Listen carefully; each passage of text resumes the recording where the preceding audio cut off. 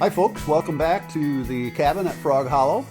Today Chris and I are talking about warmer times. It's middle of November, but it is fly tying season, so we're stocking up on flies for next season, as well as doing some steelhead patterns. This pattern is kind of a fun pattern, which I've dubbed the Pine River Ant. Those of you that know the pine know that there's tons of big white pines along its bank. In fact, you know, the original name for the river, get this, South Branch of the Manistee, but it was nicknamed the Piney by the lumbermen that harvested the giant white pines along its bank. So Piney was its nickname, and then later on, I don't know exactly when the name switched to the Pine River rather than the South Branch, but actually the original dam at Tippy was called Junction Dam for the junction of the Pine River and the Manistee River. So, and that was in 1917, so it was before that when the name changed. Make a long story short, the Pine River ant and the giant white pines, as most of you know, there's an association between ants and white pines.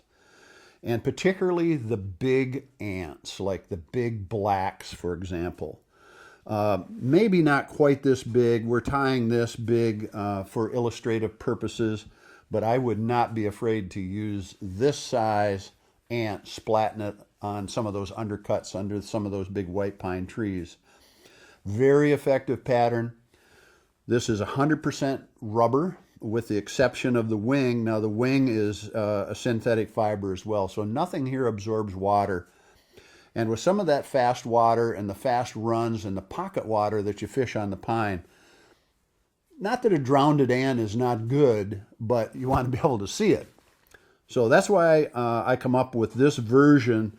We have equal amounts of rubber, both sides of the rubber leg, as you can see here. Very simple fly, 3 materials, and it's just simple, and it's more or less a guide fly. So let's tie it. So we're tying this on a TMC 101. We're tying, this is on a 10. I would tie, I have, and I do, I tie this on several sizes, but this is going to be on a 10 just for illustrative purposes. Whoops, I don't want to do that. I messed that up already. So we're going to take 1/8 inch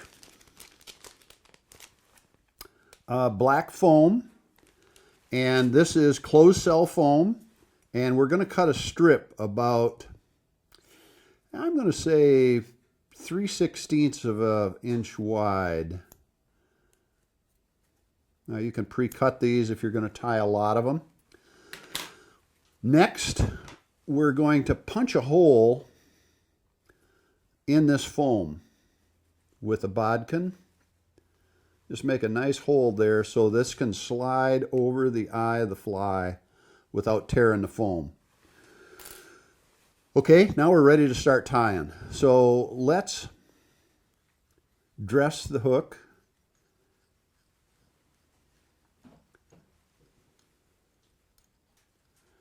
And come back midway where the segment of the ant is going to be.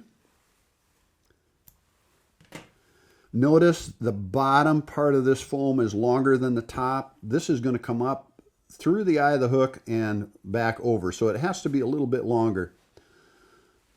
So go around both pieces once so you can get them aligned, and then we're going to tighten. So there's the back segment of the ant. This top segment now is going to get lashed down tight. Again, we're using this for flotation. So we're going to pull up tight on that so this cuts very close to the shank of the hook. wrap back on it, and this goes right back to the middle segment. Take your bodkin again, and we're going to go right through the eye of the, right where the eye of the hook is going to go through. We're going to poke another hole, just like that. Next, we're going to tie in the wing material. So that goes right there. The wing material I like is this slinky fiber in white or off-white, because two things. One, it has a little bit of flash and iridescence like a wing would. And secondly, it doesn't absorb any water. So now we're going to come up and go through the eye they fly, where that we punch that hole, and we're going to go around that material and tighten. Now we've got the segments of an ant. The top tag right here, I cut there, and then make the wing come out over the bend of the hook, about like so. We're just about done. We're going to add the rubber legs. This is medium rubber, barred black.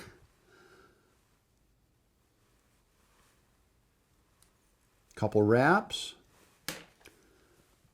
trim,